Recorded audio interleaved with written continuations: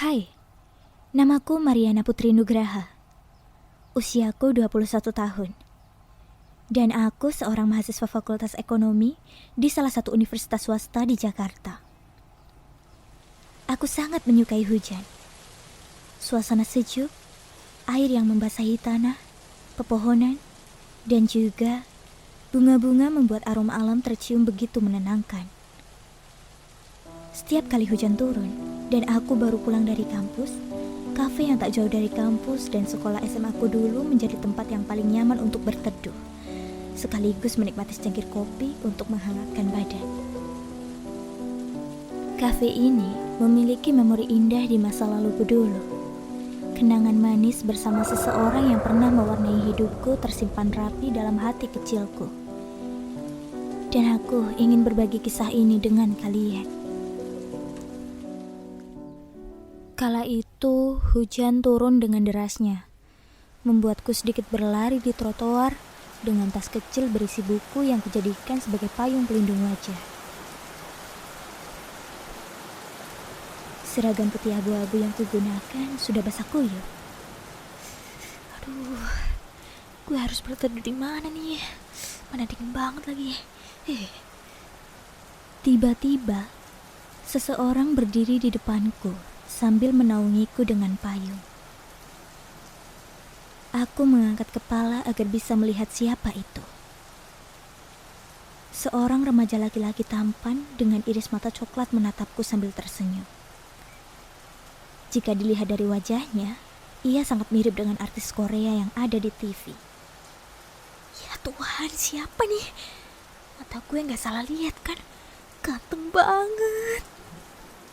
Tanpa sadar mulutku menganga bak ember cucian. Tanpa bicara apapun, dia langsung menarik tanganku untuk mengikutinya. Mau kemana?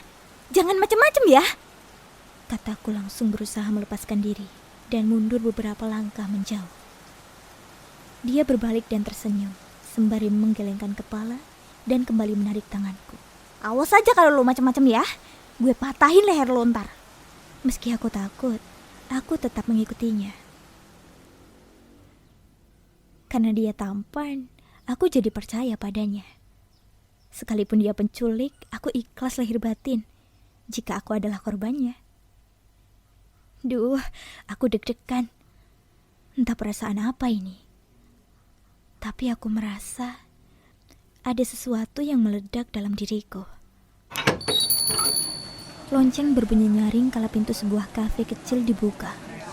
Sapaan hangat pelayan pun langsung menyambut kami. Lelaki yang kutemui tadi menuntunku untuk duduk. Masih tanpa bicara, hanya dengan senyum dan isyarat tangan saja. Aku heran, kenapa dia tidak bicara sejak tadi? Ingin sekali aku membentaknya. Dia benar-benar pendiam. Dia lantas kembali dengan handuk di tangan kiri dan buku juga pena di tangan kanannya. Aku bingung, kenapa dia membawa buku dan pena? Kok lu bawa-bawa buku sama pena? Tanyaku.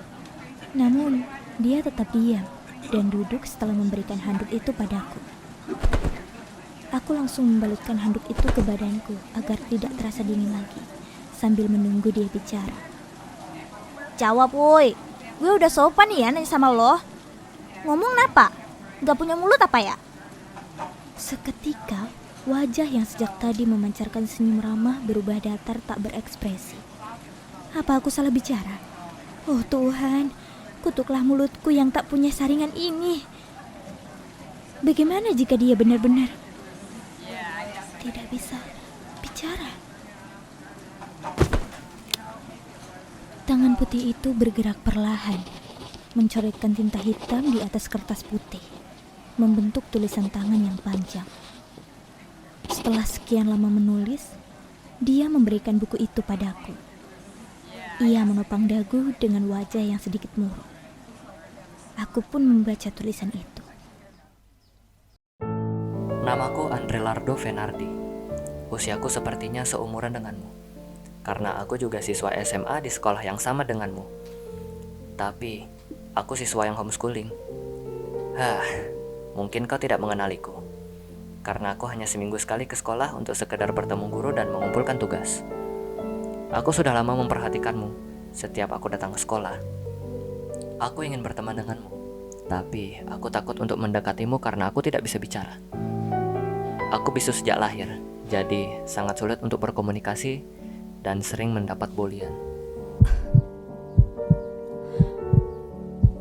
Aku benar-benar merasa bersalah. Aku merasa bersalah sudah mengatakan bahwa dia tidak bisa bicara tadi. Tapi aku kan tidak tahu kalau dia benar-benar bisu. Kau selalu sendiri di taman sekolah sambil membaca buku kan?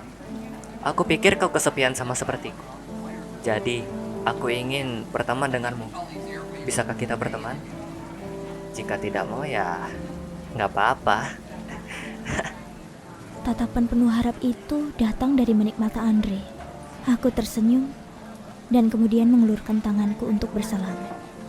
Mau. Pastilah gue mau. Andre terlihat begitu kaget. Tapi dengan cepat dia menjabat tanganku. Rasanya senang sekali, tapi juga merasa aneh. Pasalnya, aku tidak suka pada orang asing, apalagi tertarik untuk berteman. Rasanya saat ini benar-benar berbeda. Aku seperti mendapat undian iPhone keluaran terbaru yang kuimpikan di sela tidurku. Tapi yang kudapat saat bangun hanyalah bumi baru dengan benua berbentuk aneh di atas play bantal. Dia tersenyum dan kembali menulis sesuatu. Benarkah? Kau mau berteman dengan orang bisu sepertiku? Kau tidak melakukan ini hanya karena kasihan padaku kan? Wajah Andre sedikit lesu setelah menulis itu. Aku tersenyum dan menggenggam tangannya. Enggak lah, gue mau kok jadi teman lo. Karena gue rasa lo itu baik. Dan jangan berpikir kalau kekurangan lo itu batasan buat lo punya banyak teman. Sekarang, kalau ada yang ngebully lo, bilang aja sama gue. Aku berdiri dan bergerak menendang dan meninju udara. Tak peduli mata semua pengunjung tertuju padaku. Gue hajar tuh orang. Gini-gini gue jago silat tahu. Lihat nih. Cia, wow.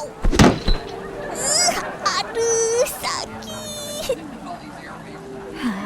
Sial. Benar-benar memalukan. Salah satu kakiku menendang sudut meja. Sontak semua pengunjung tertawa sembari berbisik.